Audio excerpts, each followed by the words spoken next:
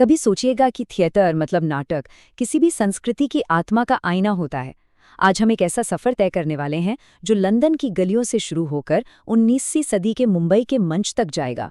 और ये एक ऐसी कहानी है जिसकी शायद किसी ने उम्मीद भी नहीं की होगी। तो चलिए इस दिलचस्प कहानी को समझते हैं। तो सवाल ये है कि शेक्सपियर के मशहूर ग्लोब थिएटर और 19वीं सदी के मुंबई के एक मामूली से मंच के बीच आखिर क्या रिश्ता हो सकता है। इसका जवाब छिपा है व्यापार, उपनिवेशवाद और कला की उस जबरदस्त ताकत की कहानी में जो हर हाल में खुद को ढाल लेती है। यही वो सवाल है जो आज हमारी इस कहानी का रुख तय करेगा। तो चलिए सबसे पहले एक ऐसे दौर में चलते हैं जब ब्रिटेन और भारत की थिएटर की दुनिया दो अलग अलग आकाशगंगाओं की तरह थी। हर एक के अपने सितारे थे, अपनी अनूठी कहानियां थीं और दोनों एक दूसरे से पूरी तरह अनजान थीं। तो देखिए, एक तरफ था मध्ययुगीन ब्रिटेन, जहां थिएटर अक्सर चर्च की सीढ़ियों पर होता था। इन्हें मिस्ट्री प्लेस कहते थे, मतलब बाइबल की कहानियों पर बने नाटक। इनका एक ही मकसद था, धर्म का उपदेश देना। और दूसरी तरफ था अपना रंग बिरंगा भारत। यहाँ खुले आसमान के नीचे रामलीला जैसे बड़े बड़े महाकाव्यों को संगीत और नाच गाने के साथ जिंदा किया जाता था। तो एक तरफ धर्म का पाठ तो दूसरी तरफ लोक कथाओं का जश्न। लेकिन फिर इंग्लैंड में एक बहुत बड़े बदलाव की लहर आई। पुनर्जागरण यानी रेनेसांस ने सिर्फ नए विचार ही नहीं दिए, बल्कि उसने थिएटर का एक ऐसा जबरदस्त रूप तैयार किया जिसकी गूंज पूरी दुनिया में सुनाई देनी थी।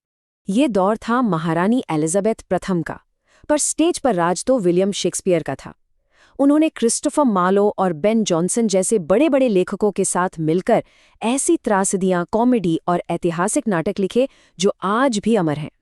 ये सिर्फ नाटक नहीं थे, ये तो मंच पर इंसानी जज्बातों का एक विस्फोट था। तो फिर क्या होता है जब ये दो बिल्कुल अलग दुनियाएं आकर टकराती हैं? जब ब्रिटिश थिएटर भारत पहुंचा तो नतीजा सिर्फ एक सांस्कृतिक टकराव नहीं था। असल में यहीं से एक बिल्कुल नई, एक मिली-जुली कला ने जन्म लिया। और इसी टकराव से जन्म हुआ पारसी थिएटर का। सोचिए, मुंबई जैसे शहरों में पारसी व्यापारियों ने ब्रिटिश नाटक मंडलियों को देखा और सोचा, अरे ये तो हम भी कर सकते हैं, पर अपने अंदाज में। तो उन्होंने पश्चिम की स्टेज तकनीक ली और उसे भारतीय कहानियों, जोरदार संगीत और ऐसी भव्यता के साथ मिला दिया कि दर्शक तो बस दीवाने हो गए। असल में यही वो पल था जब आधुनिक भारतीय रंगमंच का जन्म हुआ। साल 1850 में लक्ष्मी नाम का पहला गुजराती नाटक छपा, लेकिन असली आगाज हुआ 29 अक्टूबर 1853 को, जब पहला पारसी गुजराती नाटक रुस्तम सोहराब मंच पर खेला गया। और बस इस एक लम्हे के बाद सब कुछ बदलने वाला था। और इसका असर एक लहर की तरफ फैला। देखिए हुआ क्या। पहला कदम, अंग्रेज अपने साथ प्रोसीनियम थिएटर का डिजाइन लाए, यानी वो फ्रेम वाला मंच जो हम आज देखते हैं।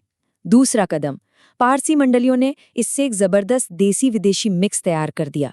तीसरा कदम, ये नया रोमांचक स्टाइल पूरे उत्तर भारत में घूमने लगा। और चौथा कदम, गुजराती और हिंदी दोनों ही थिएटर ने इस लहर को अपना लिया और इससे अपना एक नया रूप दे दिया। लेकिन इस नए प्रभाव से हर कोई खुश नहीं था। धीरे धीरे एक जवाबी आंदोलन ने शक्ल लेना शुरू किया। भारतीय नाटककारों ने अपनी आवाज के लिए, अपनी पहचान के लिए लड़ना शुरू किया।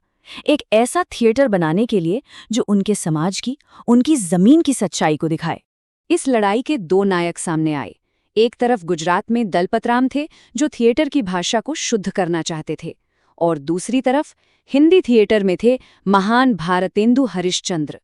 उन्होंने तो मंच को एक हथियार की तरह इस्तेमाल किया और अंधेर नगरी जैसे तीखे व्यंग्य लिखकर सीधे सीधे ब्रिटिश हुकूमत पर निशाना साधा। उन्हें सही मायनों में आधुनिक हिंदी रंगमंच का पितामह भी माना जाता है। जब भारत आज़ाद हुआ तो एक बड़ा सवाल उठा, एक असल भारतीय थिएटर होने का मतलब क्या है? और इसका जवाब था थिएटर ऑफ द रूट्स, यानी अपनी जड़ों का रंगमंच। ये एक तरह से पश्चिमी मॉडलों से मुंह मोड़कर अपनी जमीन की तरफ वापस देखने का एक सचेत फैसला था। हबीब तनवीर जैसे महान कलाकारों ने लंदन की तरफ देखना बंद किया और भारत के गांवों की ओर देखा, और वहां से नाचा और नौटंकी जैसी लोक कलाओं की ऊर्जा को सीधे आधुनिक मंच पर ले आए। और इस तरह टकराव और खोज के इस लंबे सफर के बाद हम आज के दौर में पहुंचते हैं। अब सवाल ये है कि ये थिएटर परंपराएं आज कहाँ खड़ी हैं और वे किन साझे तूफानों का सामना कर रही हैं।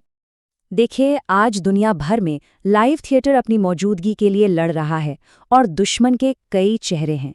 पहले सिनेमा था, आज स्ट्रीमिंग सर्विसेज हैं और साथ ही पैसा कमाने का एक जबरदस्त दबाव। ये दबाव हर मंच महसूस कर रहा है, चाहे वो लंदन में हो या दिल्ली में। तो ये परंपराएं खुद को जिंदा कैसे रख रही हैं? हैरानी की बात यह है कि दोनों के तरीके काफी मिलते जुलते हैं। ब्रिटेन में रॉयल शेक्सपियर कंपनी जैसी राष्ट्रीय संस्थाएं हैं, तो भारत में नेशनल स्कूल ऑफ ड्रामा है। दोनों ही देश नए नए एक्सपेरिमेंट करने वाले फेस्टिवल्स और अपनी लोक परंपराओं को फिर से जगाकर थिएटर की इस लौ को जलाए रखने की कोशिश कर रहे हैं। तो आखिर में सवाल सिर्फ ये नहीं है कि लाइव थिएटर का अगला अंक क्या होगा। असली सवाल ये है कि एक समाज के तौर पर हम कौन सी कहानियां एक साथ एक जगह बैठकर लाइव महसूस करना चाहते हैं। और इस सवाल का जवाब किसी स्क्रीन पर नहीं मिलेगा, वो तो मंच पर ही लिखा